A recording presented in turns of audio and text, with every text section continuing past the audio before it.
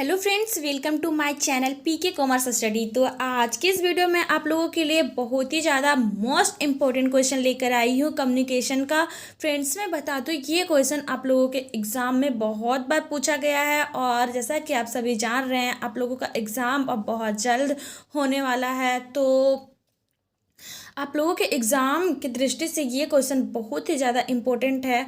तो क्वेश्चन है आज का कि संप्रेषण क्या है, संप्रेषण की परिभाषा, संप्रेषण के मुख्य उद्देश्य एवं कार्य। तो आप अच्छे से ये क्वेश्चन के आंसर को समझे और वीडियो के लास्ट तक बने रहे। और अगर आप पहली बार हमारे इस चैनल पे विजिट किए हैं तो सबसे पहले हमारे इस चैनल को लाइक करें, सब्सक्राइब करें और बेल बटन पर क्लिक करके ऑल पर क्लिक करें, क्योंकि फ्रेंड्स मैं हमेशा इस चैनल पे यूजी पीजी से रिलेटेड लेटेस्ट अपडेट लाते रहती हूँ और ऐसे ही मोस्ट इम्पोर्टेंट क्वेश्चन लेकर आती हूँ जो कि आप लोगों के एग्ज़ाम की दृष्टि से बहुत ही ज़्यादा इम्पोर्टेंट होता है। तो यह क्वेश्चन आप लोगों के एग्ज़ाम की दृष्टि से बहुत ही ज़्यादा इम्पोर्टेंट है, तो केयरफुली वीडियो के लास्ट तक बने रहे। तो फ्रेंड्स, सबसे पहले मैं संप्रेषण का मीनिंग बता दूं सरल शब्दों में।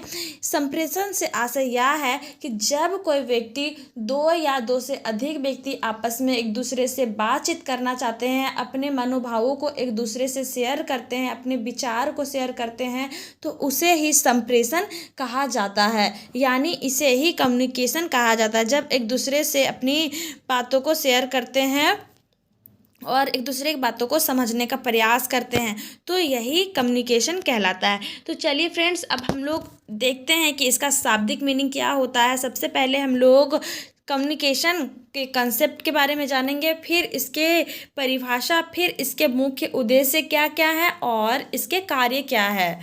तो चलिए फ्रेंड्स, आगे बढ़ते हैं हम लोग।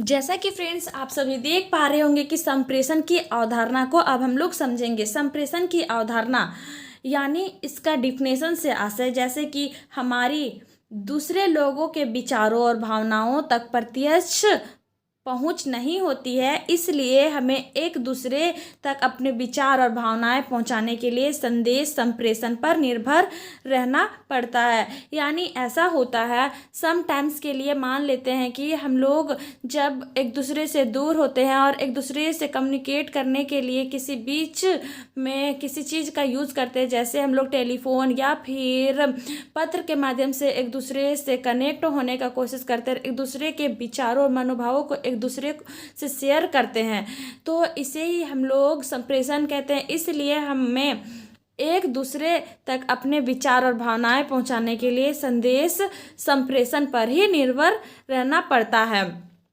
मनुष्य एक सामाजिक प्राणी है। हम सभी जानते हैं कि हम लोग एक समाज में रहते हैं, तो हमें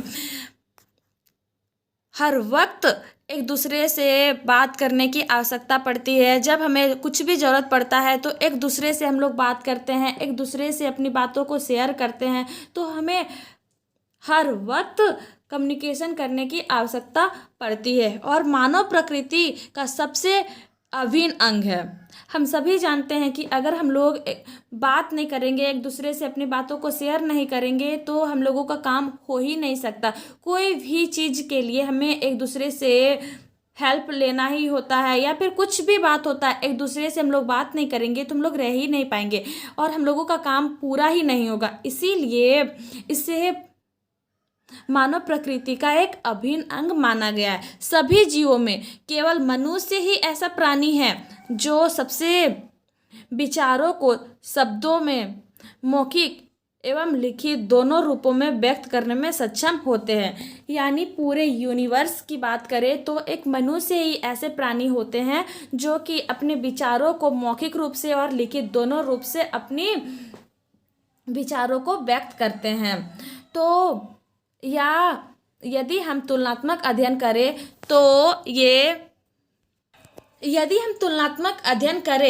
तो ये बात सामने उभर कर आती है कि मानव सभ्यता और संप्रेषण साधनों का विकास समानांतर चलता रहता है।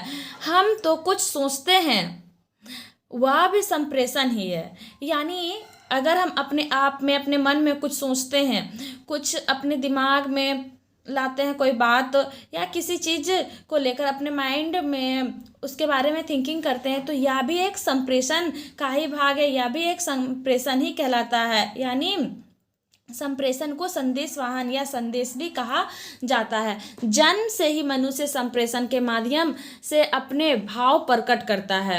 यानी जैसे ही मनुष्य पैदा होता है, वैसे ही जैसे बच्चे जन्म लेते हैं और रोना स्टार्ट कर देते हैं, यानी उन्हें यह एहसास होने लगता है कि मुझे भूख लगी है, तो ऐसे में बच्चे की माँ को भी पता चल जाता है कि बच्चा भूखा है। तो ऐसे में हम एक दूसरे से भाव प्रकट किया और एक दूसरे की भावनाओं को समझने की यहाँ पे कोशिश किया गया। तो इसीलिए कहा गया है कि जन्म से ही मनुष्य संप्रेषण के माध्यम से अपने भाव को प्रकट करने लगते हैं और मृत्यु तक संप्रेषण की महत्ता और आवश्यकता बनी रहती है। सामान्य जीवन में वार्तालाप को ही संप्रेषण का सबसे अच्छा उदाहरण माना जा सकता है। यानी वार्तालाप से आशय यह है कि एक दूसरे से बातचीत करने को सबसे अच्छा उदाहरण माना गया है संप्रेषण का। यानी एक दूसरे से जब हम लोग बात करते, अपने विचारों को शेयर करते हैं, इसे ही संप्रेषण कहा जाता है। सामाजिक व्यवहार के लिए मनुष्य को एक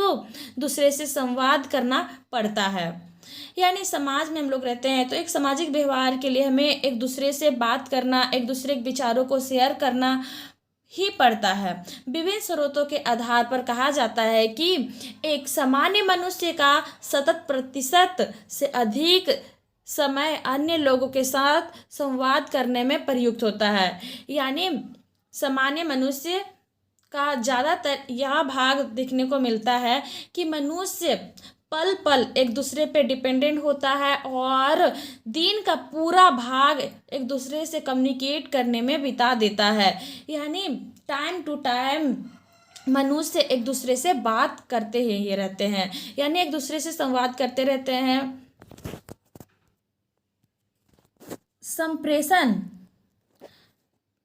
का हमारे जीवन के शिक्षा, शैक्षिक, व्यवहारिक और प्रशासनिक तथा सामाजिक आदि क्षेत्रों में अत्यंत महत्व है।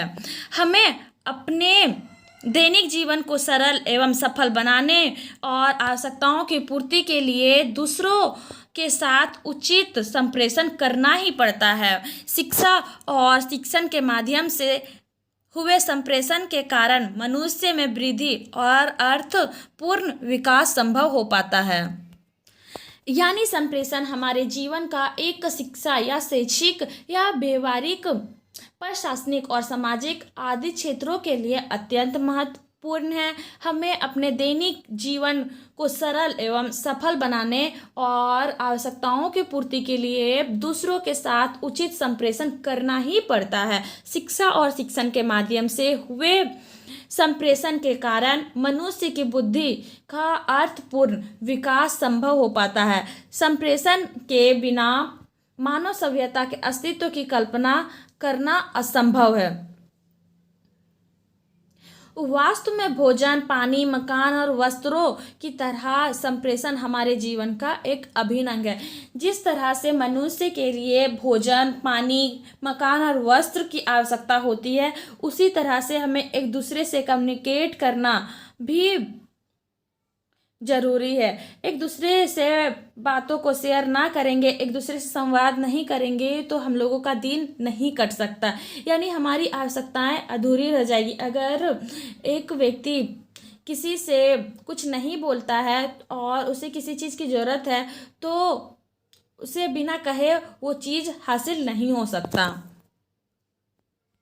तो उम्मीद है फ्रेंड्स आप लोग संप्रेषण की मीनिंग को बहुत ही अच्छे से समझे। तो चलिए आगे हम लोग बढ़ते हैं। अब हम लोग समझेंगे कि इनकी परिभाषाएं क्या है। अब हम लोग संप्रेषण की परिभाषा की बात करें तो संप्रेषण का सामान्य अर्थ है किसी सूचना या संदेश को एक व्यक्ति से दूसरे व्यक्ति तक पहुंचाना या संप्रेषित करना है। शाब्दिक अर्थ के आधार पर हम यह कह सकते हैं कि संप्रेषण अंग्रेजी के कम्युनिकेशन शब्द का हिंदी अनुवाद है। यानी परिभाषा के तौर पे इसे समझा जा सकता है कि संप्रेषण का एक सामान्य तरीके से समझे तो यह एक सूचना है या फिर एक संदेश यानी इंफॉर्मेशन या मैसेज के रूप में एक व्यक्ति से दूसरे व्यक्ति तक पहुंचाना ही संप्रेषित करना कहलाता है। इसे शाब्दिक अर्थ के आधार पर हम यह कह सकते हैं कि संप्रेषण को अंग्रेजी में हम लोग कम्युनिकेशन कहते हैं। इस शब्द की उत्पत्ति लैटिन भाषा के शब्द कम्युनिस से हुई है।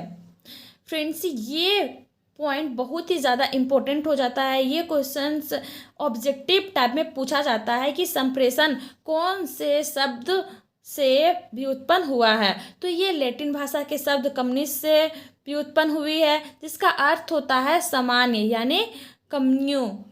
ऑक्सफोर्ड डिक्शनरी के अनुसार यानी ऑक्सफोर्ड डिक्शनरी का मानना है कि विचारों, जानकारी इत्यादि का विनिमय किसी और तक पहुंचाना या बांटना, चाहे वह लिखित हो, मौखिक हो या सांकेतिक हो, संप्रेषण कहलाता है। यानी हम लोग खास तौर से मनुष्य जाति के लोग जितने भी होते हैं वे लिखित, मौखिक और सांकेतिक तीनों रूपों में कम्युनिकेट करते हैं।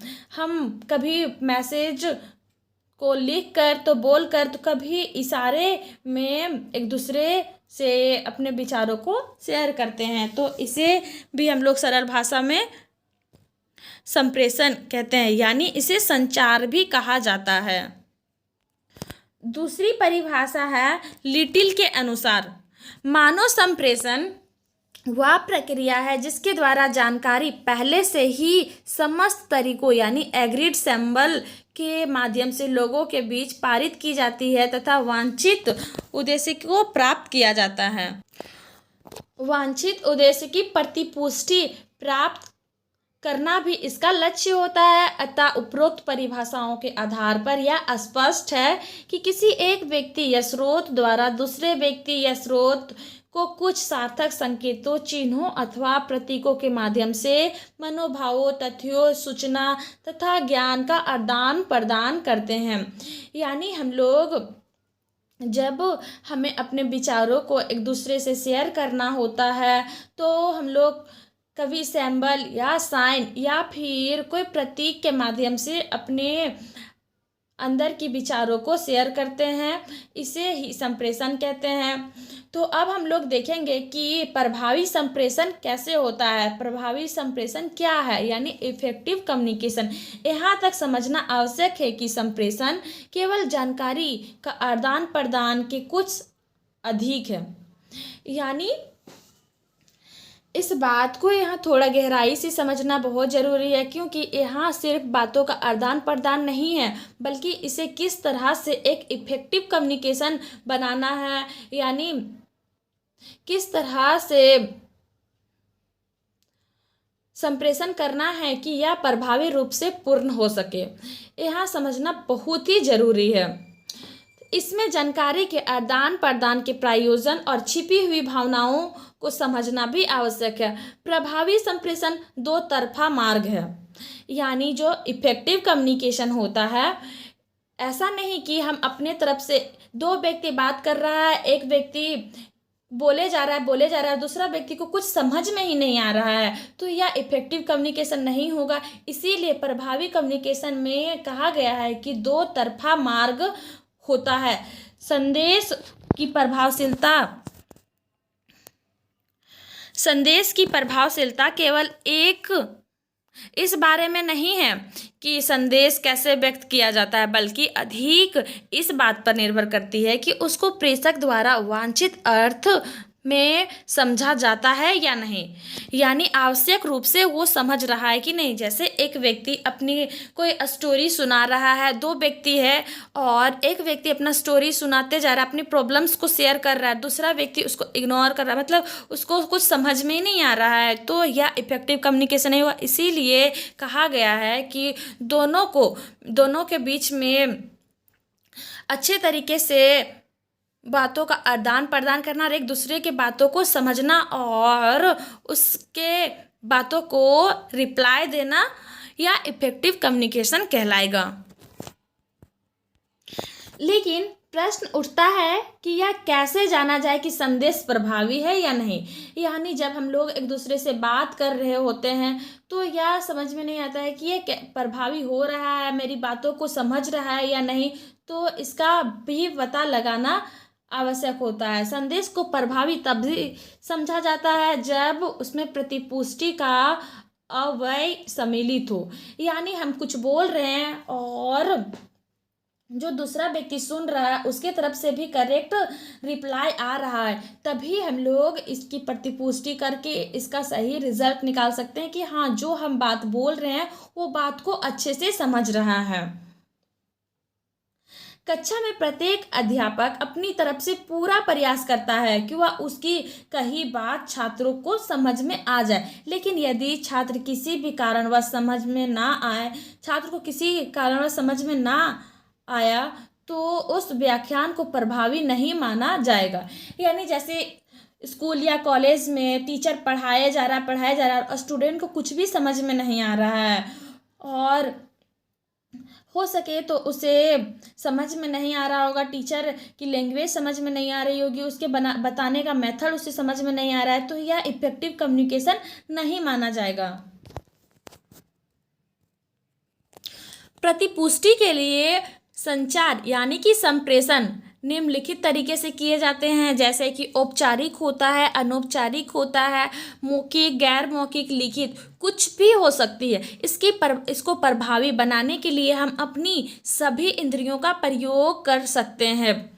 प्रत्यक्ष मौखिक संवाद में हमारे चेहरे की अभिव्यक्ति, स्वर, शरीर की भाषा, धैर्य के साथ सुनना आदि सभी प्रभावी संवाद में योगदान करते हैं। यानी अगर हम मौखिक रूप से एक दूसरे से बात कर रहे हैं, जैसे कि टीचर क्लास में पढ़ा रहा है, तो उसे इस चीज़ का पता उसकी चेहरे की हाव भाव या फिर उसके बॉडी लैंग्वेज या वो धैर्य से सुन रहा है कि नहीं स्टूडेंट्स, इस सभी चीज़ों के माध्यम से टीचर यह पता लगा सकता है कि जो हम बातें बता रहे हैं, जो हम पढ़ा रहे हैं, वो स्टूडेंट को समझ में आ रहा है या नहीं। बहुत सारे स्टूडेंट्स ऐसे होते हैं जब उसे समझ में नहीं आता है तो पढ़ा कहीं और रहे हैं और देख कहीं और रहे होते, खिड़की के बाहर उसका नज़र होता है। तो इस तरह पता चल जाता है कि बच्चे की पढ़ाई में मन लग रही है या नहीं।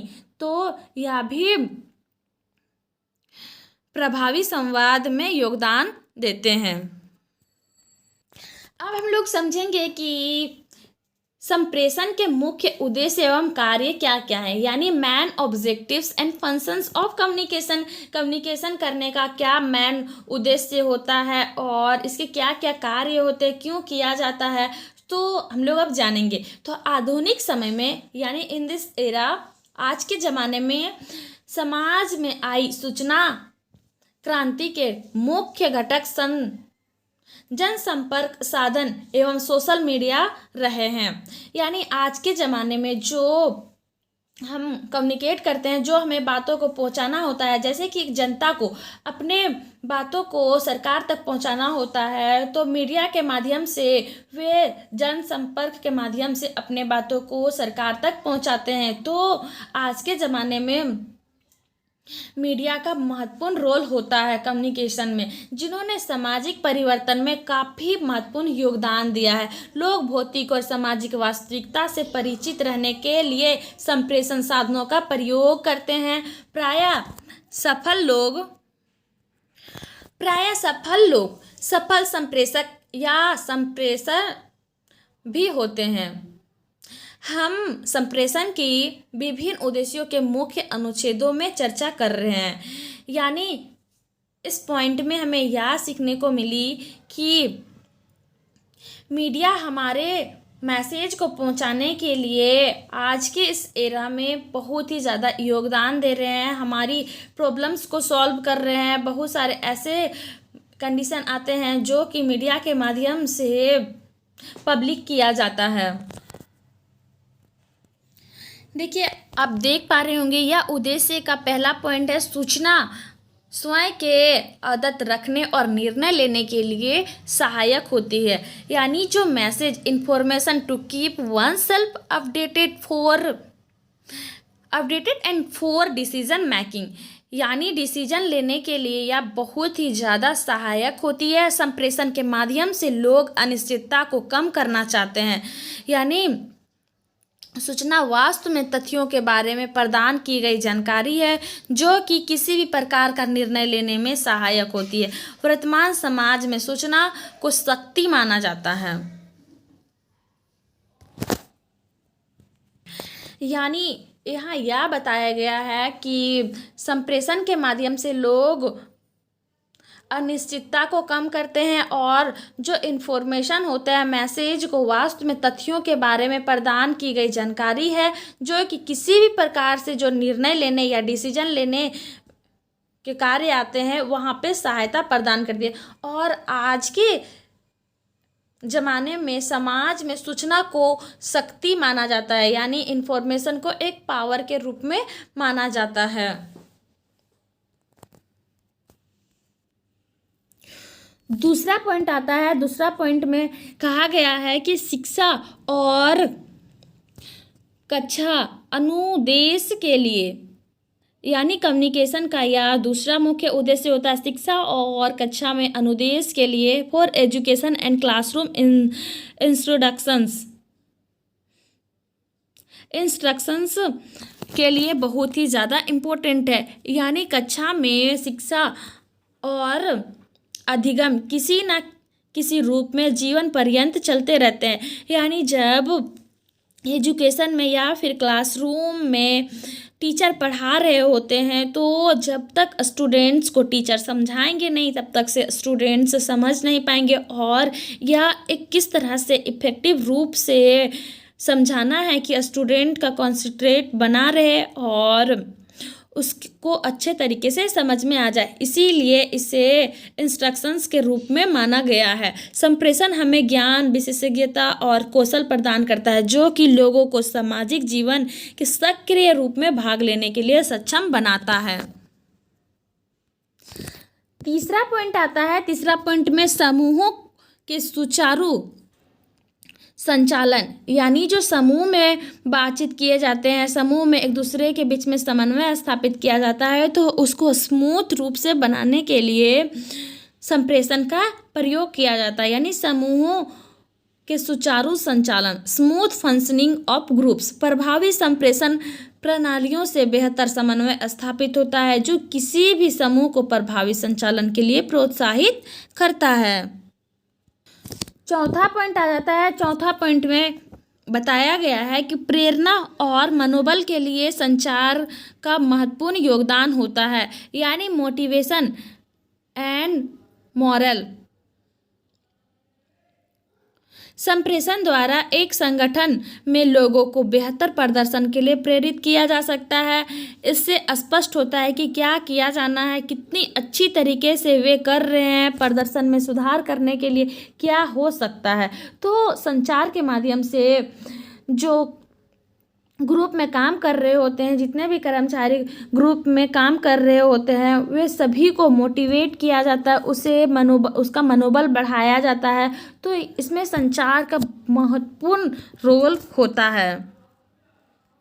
एक दूसरे से कम्युनिकेट करके ही विशिष्ट यानी कि स्पेशल एम को स्थापित किया जाता है और लक्ष्यों की प्राप्ति के लिए करने के लिए हुई प्रगति पर प्रतिपुष्टि, वांछित व्यवहार को सुदृढ़ीकरण की दिशा, इन सब बातों के लिए संप्रेषण की आवश्यकता होती है। मनोबल को सामान्य तौर पर एक सामूहिक घटना माना जाता है और यह एक मनोवैज्ञानिक पहलू है। सफल टीम का आधार उच्च मनोबल है जो मूलतः प्रभावी संप्रेषण पर निर्भर करती है।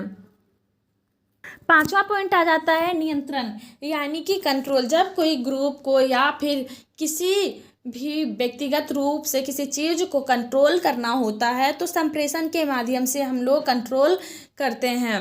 तो संप्रेषण औपचारिक एवं अनौपचारिक, व्यक्तिगत रूप में या सामूहिक दोनों स्तरों पर व्यवहार नियंत्रण का कार्य करता है। छठा पॉइंट में आ जाता है सांस्कृतिक संवर्धन, यानी कल्चरल प्रोग्रेशन।